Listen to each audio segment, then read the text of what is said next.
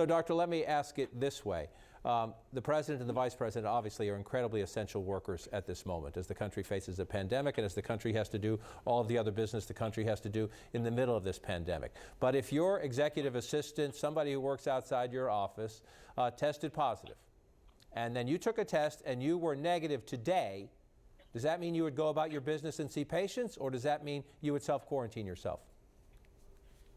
I would not see patients, no. I think that we have learned a lot, and we have failed to learn a lot of these very practical questions.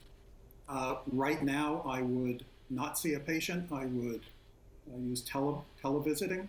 I would wear a mask if I had to see a patient, because sometimes we have to.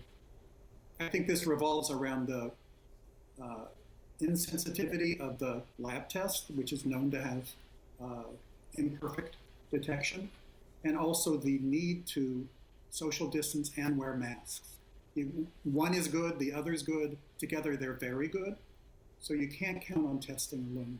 You can't count on testing alone. So help me through, if there is one, what would be a reasonable compromise? Because I am not trying to be difficult here. The President and the Vice President are incredibly important to the country. The American people around the world, seeing their leadership working through a crisis is an incredibly important gesture and symbolism. At the same time, they are supposed to be setting an example for the country as they lead this debate about what should we do if we go back to work. Is it safe to go back to work? The President is having meetings. He met with the governor of Texas yesterday. He's down at the World War II Memorial today on this historic day, 75 years since victory in Europe. The Vice President right now is on a plane with other people to the state of Iowa, where he is going to have meetings. Are those steps, in your view, reasonable, or should they dial it back and try to find some middle ground?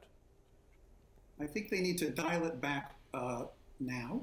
We don't know if it's 2 people affected in the area or a lot.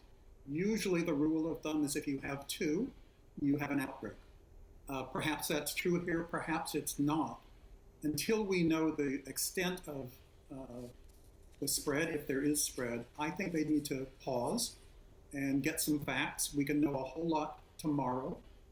There's not that big a hurry.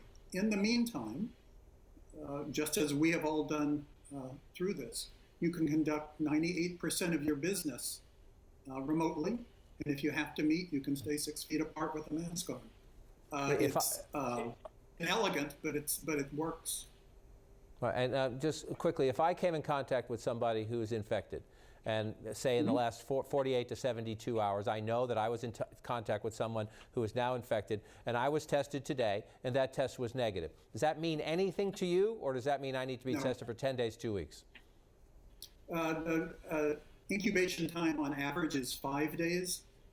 Typically, we would say we don't need to test you unless you get symptoms. However, we're revising that as we make testing more available. We had to make decisions when we couldn't get tests, and a lot of places still can't get tests. We may evolve into more frequent testing of exposed individuals, but our guidelines were built around the difficulties we had getting tests, so we had to prioritize.